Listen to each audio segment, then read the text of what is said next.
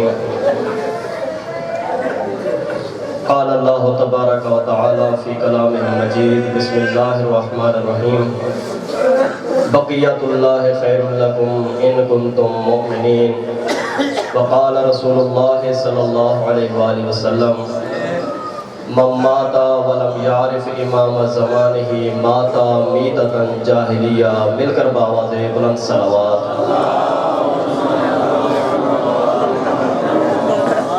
میں کوئی زیادہ دیر مزاحم نہیں ہوں گا، چند ایک منٹ، کیونکہ الحمدللہ یہ میری خوش قسمتی ہے کہ میری اس سلسلہ تعلیم اور تربیت کے ابتدائی جو بزرگان اساتذہ کرام ہیں الحمدللہ وہ تینوں کے تینوں موجود ہیں۔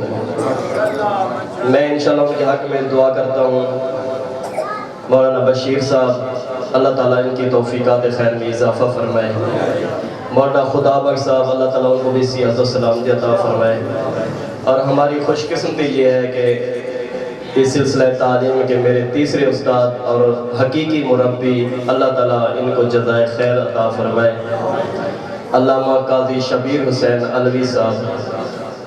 یقیناً یہ بھی میری سعادت ہے کہ انہوں نے یقیناً ویسے ہی اب بھی شفقت کی ہے جیسے آج سے 20-25 سال پہلے بیٹا سمجھا تھا، آج ہی وہ مجھے بیٹا سمجھ کر تشریف لائے ہیں۔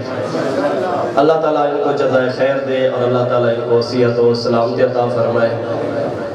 مدرسہ قمر بنی ہاشم الحمدللہ 1 جولائی 2018 سے باقاعدہ دین آل محمد کی ترویج کے لیے کوشش کر رہا ہے۔ اس ٹائم الحمدللہ آپ کے ہی مومنین کے تعاون سے اس ٹائم 35 طالب علم علوم آل محمد حاصل کر رہے ہیں۔ یہ واقعاً آپ لوگوں کو مبارک ہو کہ آپ نے ہی اس جگہ کا قدم اٹھایا، آپ نے ہی ہمت کی، آپ نے ہی ضرورت محسوس کی کہ یہاں پر دین آل محمد کا کوئی ادارہ ہونا چاہیے۔ میرے بھائیوں، ہمارے بزرگوں نے جس دنیا سے چلے گئے ہیں انہوں نے ایک شمع جلا دی ہے، اب کوشش کریں اپنے حصے کا چراغ ڈالیں تاکہ یہ سلسلہ جاری و ساری رہے۔ اب اس کے لیے ضروری نہیں ہے کہ آپ کے پیسے نہیں، الحمدللہ وہ بھی ادارے کی ضرورت ہے، لیکن سب سے زیادہ ضرورت یہ ہے کہ ہم سب اس ادارے کے طالب علم ہیں۔ اگر کوئی 80 سال کا بزرگ ہے وہ بھی اس ادارے کا طالب علم ہے، اگر کوئی ابتدائی بچہ ہے وہ بھی اس ادارے کا طالب علم ہے۔ یہ ادارہ آپ مومنین کو دعوت دیتا ہے کہ آپ آئیں۔ ممکن ہے ابھی تک ہمارا عقیدہ ٹھیک نہ ہو، ممکن ہے ہمارے عمل ٹھیک نہ ہو، ممکن ہے نماز جو ہم پڑھتے ہوں نماز صحیح نہ ہو، قرات ٹھیک نہ ہو، برگف یہ ادارہ اپنی بساط کے مطابق کافی کوشش کر رہا ہے۔ الحمدللہ اس ٹائم جو ہمارے سلسلہ علوم دینی ہے اس کے 18 علوم پڑھ کر ایک انسان مجتہد بنتا ہے۔ ہماری قوم کی اپنی قسمت کہ جو پہلا قاعدہ بھی نہیں پڑھے وہ اس قوم کے مجتہد ہیں اور فتوے دیتے ہیں، جبکہ اس سلسلہ روحانیت کے اور نائب امام بننے کے لیے 18 علوم میں PhD کر کے ایک انسان مجتہد بنتا ہے۔ الحمدللہ اسی سلسلے کے تقریباً 6 یا 7 علوم اس وقت اس ادارے میں پڑھائے جا رہے ہیں۔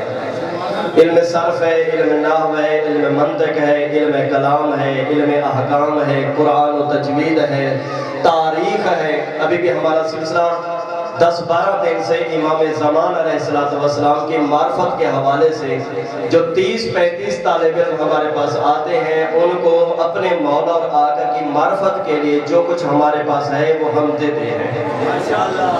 اس کے علاوہ کروڑ میں بھی الحمدللہ ہر بدھ والے دن سلسلہ امام زمان علیہ السلام کے حوالے سے معرفت کے حوالے سے وہاں پہ موقع نصیب ہوتا ہے۔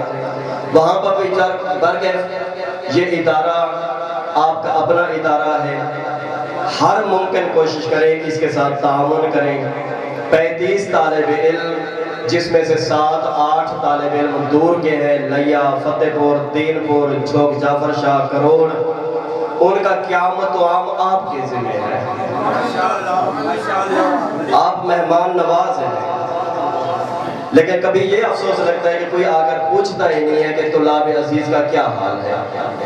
برکت میں آپ کو ایک یہ دعوت دینے کے لیے آیا ہوں، اور اس کے علاوہ جو امتیازی کرنوں سے الحمدللہ اس ادارے کے اس ٹائم ہمارے 3 طالب علم قرآن مجید مکمل کر کے 15واں سپارہ ترجمے کے ساتھ پڑھ رہے ہیں۔ 3 طالب علم 5واں سپارہ پڑھ رہے ہیں، ان کے علاوہ درس تفسیر بھی ہے۔ اس ادارے کا 5 سال کا شیڈول ہے۔ پہلے سال میں اور تعلیم کے علاوہ کون سا سلسلہ ہے؟ قرآن مجید ناظرہ پڑھایا جاتا ہے، اگلے 2 سال میں ترجمہ پڑھایا جاتا ہے، اس سے اگلا سال نہج البلاغہ کا ہے، اس کا اگلا سال صحیفہ کاملہ کا ہے۔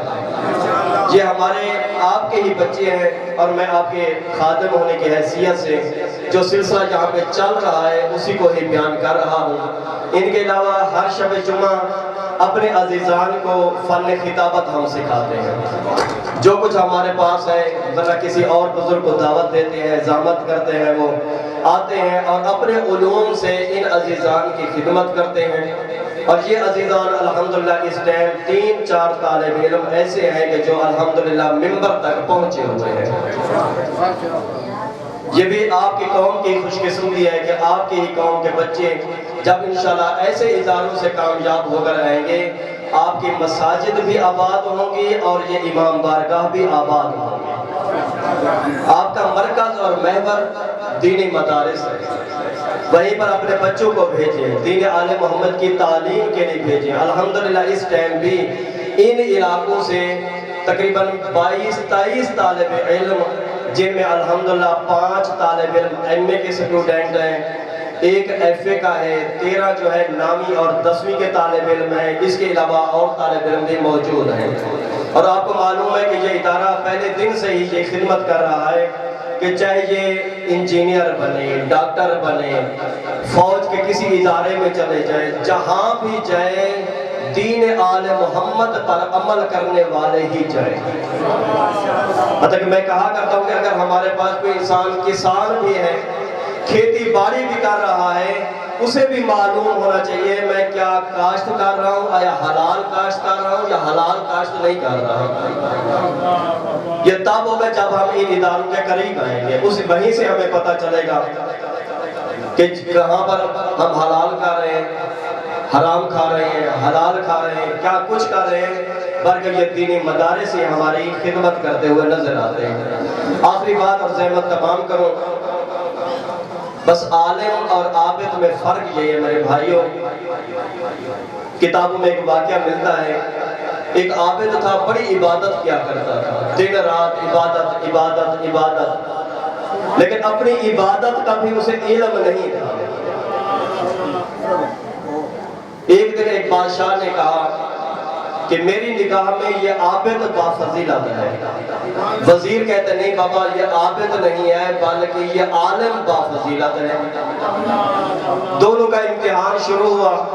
رات کے ٹائم یہ وزیر اپنے کچھ نمائندوں کو لے کر پہنچ جاتا ہے اس عبادت والے کی عبادت گاہ کی چھت پر۔ جب اس نے شروع کیا یا اللہ یا اللہ یا اللہ کہنا شروع کیا، اس وزیر نے اپنی آواز کو بدلا اور کہنا شروع کر دیا جیو میرا بندہ، جیو میرا بندہ، جیو میرا بندہ۔ کہتے کیا چاہتا ہے تو؟ کہتے میرے اللہ میں تیری بڑی عبادت کرتا رہا ہوں، اب مجھے اجر چاہیے۔ عبادت گزار کہہ رہا ہے۔ اس وزیر نے اپنی بدلی ہوئی آواز میں کہا کہ اے میرا بندہ آج کے بعد میں نے تجھے نبی بنا دیا۔ خوش ہوتا ہے لیکن ایک سوال کرتا ہے، کہتے ہیں میرے اللہ میں نے تو بڑی عبادت کی ہے، یہ عہدہ دینے میں تاخیر کیوں ہوئی ہے؟ آپ لیٹ کیوں ہوئے؟ آپ نے مجھے دیر سے یہ عہدہ کیوں دیا ہے؟